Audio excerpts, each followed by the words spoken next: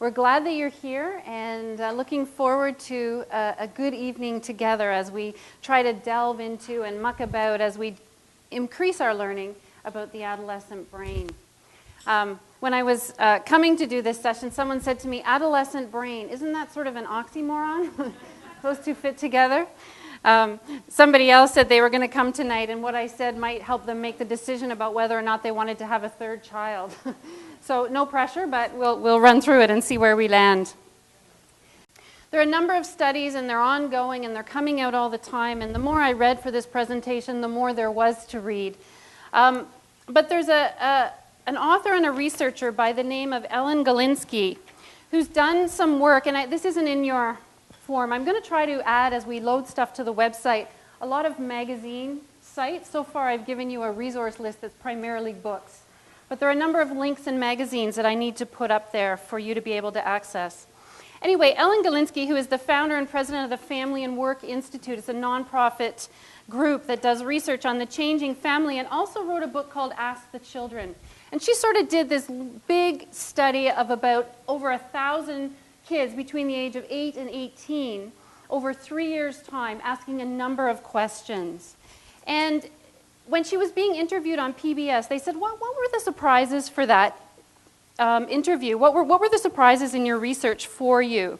And she said what was interesting was the different responses, because she asked the kids questions, and then she also asked the adults, and then she sort of the parents, and tried to map them back and forth. It was interesting. She had one question that was a wish question, and when she asked the parents, if you could be granted one wish, you have one wish that could change the way your mother and father's work affects your life, what would that be?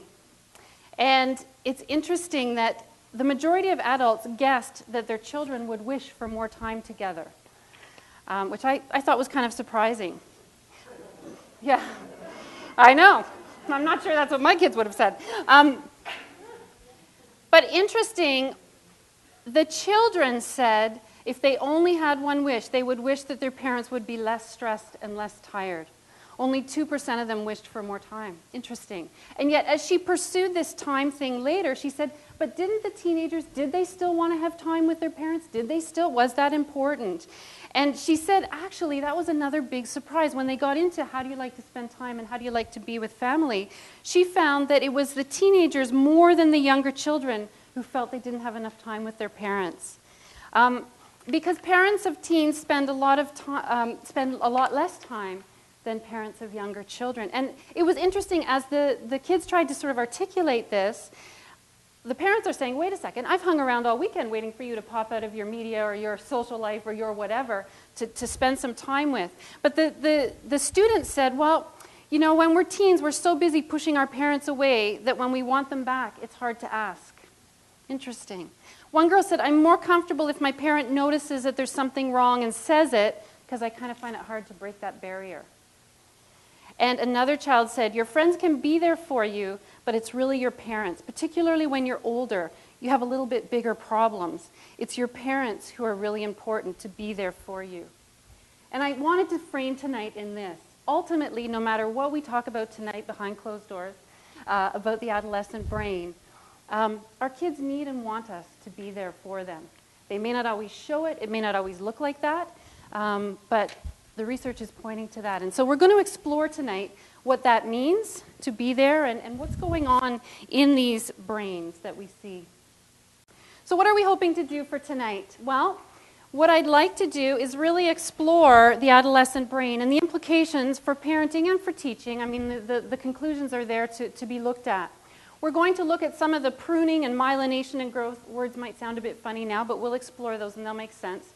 We're going to look at the prefrontal cortex. We may touch briefly on gender differences if we have time. Otherwise, we're going to save that because I'll tell you why when we get there. We're going to touch on drugs and alcohol and building resilience. So these are kinds of topics that we're going to hit on in the next hour as we do our learning together. I said this last time and I'll say it again just to give a good frame to this. I'm a passionate educator who loves and finds fascinating the whole area of brain research. And so I've done a lot of reading and a lot of talking and some speaking about that. but I'm not a brain researcher. And so when you ask your questions, I will try my best to answer, but I will also be happy to look things up. Last time there were some great questions that came out, and it's interesting to sort of get the thinking going on that. Again, if you were here last time, you had the pleasure of participating with me in this. I like to do a bit of a check-in. It helps me know on a Tuesday evening at 7 o'clock when it's freezing outside. By the way, it's 13 degrees in Ontario, where I come from. And when I came, they told me it didn't snow in Victoria. So I'm just wondering. Yeah, really, sorry. So what I want to do, I want to ask you, which of the faces, A to E, best represents how you feel in this moment tonight? And I want you to talk to someone nearby, which one represents you and why. You've got about 30 seconds. And then I'm going to call you back together and tell you why I asked you to do this crazy thing. All right? So, how many of you would have identified yourselves this evening as an E? I'm an E tonight. Awesome, welcome. How many of you said, I'm a D? I'm here. It's awesome. Snowy night, way to go. How many of you said, I'm a C? You know, it feels like getting to the middle of the week. And B, I dragged myself here, but I am here. That's great. Okay, and so I don't want anybody to feel badly. We won't get the A's to self-disclose. That's just a policy I have. They can keep that to themselves. But that is really helpful for me. And I start a lot of workshops like that, as I did last time. And there's a purpose to that. It helps me get a sense of where people are at. If you had all said, you know what, we feel a bit like a B, then I might have thought about we need to stand up or do something a little bit different just to try to raise the energy. The reason I'm using it tonight in an adolescent workshop is, what do we notice about the faces on our kids when we go to talk to them? Which faces are they wearing? And how are we addressing that as we come in and deliver the list or the mandate or the thing that we need to talk to them about? And I think it's just, we're going to learn tonight how our eyes, our brain picks up on tons of cues that go on in facial expressions of our kids. And so we do need to pay attention, just as I need to pay attention to where you're at in terms of this whole thing.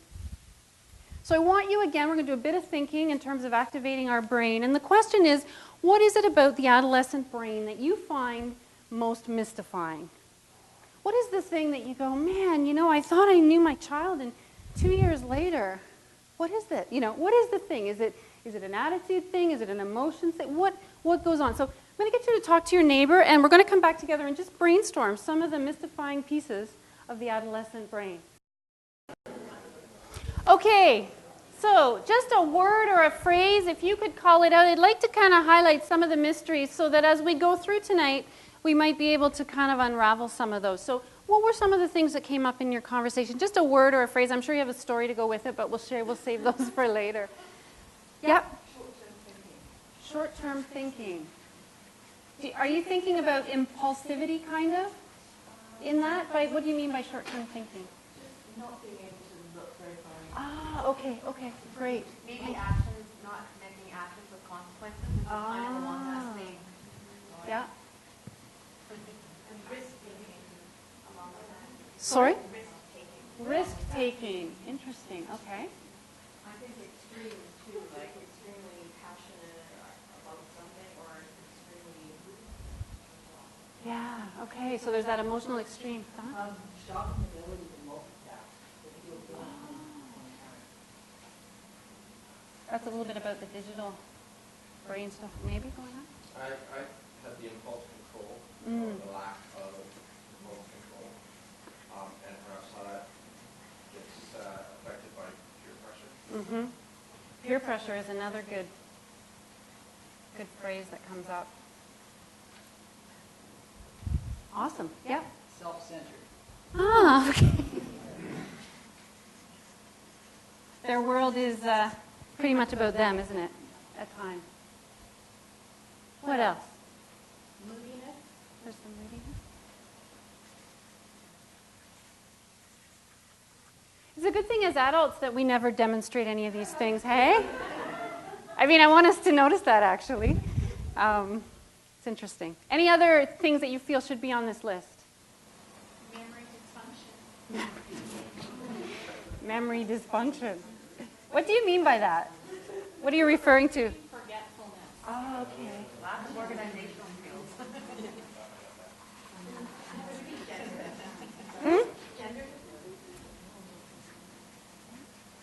There may be some.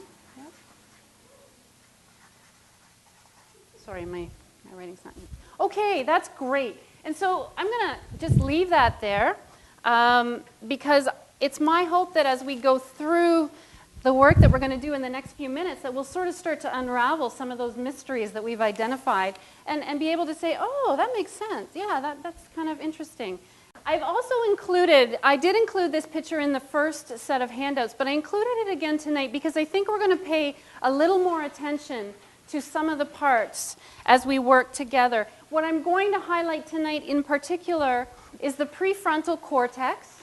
We're going to do some work and thinking about that, and the amygdala. Those are two places in the adolescent brain that there's a lot of work and development going on, and I think it's pretty relevant to the mysteries that we've identified and to understanding who our teens are. So the prefrontal cortex and the amygdala will come up a fair bit tonight. So as we're remembering, those of you that weren't here last time, that's totally fine. But last time we were going to build a little bit on that. And last time we talked about growing and developing our neural pathways. We talked about brain cells, which are called neurons, and the pathways, which are called dendrites. And we're going to revisit that tonight. So I'm not going to spend a lot of time there right now. We also talked last time about how learning takes time. And it's not graceful and it's not pretty. I mean, sometimes we got to work at things before our brain builds those pathways that will sustain that learning. And so to be with our kids and to be working with them and helping them understand that learning is a process. It doesn't happen like that all the time in every area of our life. And to work it through and build those new pathways. And the last piece we talked about was focus and attention, and how lovely it would be if we could figure out sometimes how to get our kids' attention. And the fact that the brain is always paying attention to something, and so we looked at the factors that helped us hone in on that attention. If you are interested in seeing that session, it is actually on the SMUS blog as well as on YouTube. So you're welcome to go back to that, and we've posted handouts and things there as well. Or you can just go to YouTube and Google Heather Clayton. I did that, and my teenager said to me, Mom, if you don't get 4 million hits, it's okay. Not many people get there on YouTube. So I think a good deal of what we need to look at tonight is the idea of pruning and the brain cells growing and the pruning that occurs, because a lot of that happens in the adolescent years. So as we talked last week, there's this neuron. This picture's taken from Kathy Nunley's book called A Student's Brain, which is it's a parent-teacher guide. And she talks about the Charlie Brown Christmas tree neuron and the mighty oak neuron. And obviously we're gunning for the mighty oak. And we talked about how those pathways were built through all sorts of rich learning and experiences. And you don't have to spend but a few minutes on this campus to see that there's so many opportunities for your kids to, within this school, to experience and grow those dendrites. So what has happened over childhood and into early teens is all these pathways have been growing and developing. But our brain is an organ of survival. And so we want it to be sort of a real lean, mean thinking machine, I guess, if you will. And so the brain says, wow, we've got a lot of pathways here. We've got to prune them down. We've got to make it more efficient. And so a lot of that pruning starts to develop in the adolescent years. And that is the result of what we see when we look at our kids. There's a really big time of pruning around age 2, 3, and we call that the terrible twos. And then we get into pruning that happens around 11 and 12, and then again a couple more times in adolescent, and we just don't call that. We just go, wow, they're teenagers. So there's stuff that goes on as the brain is pruning. We're going to look at that.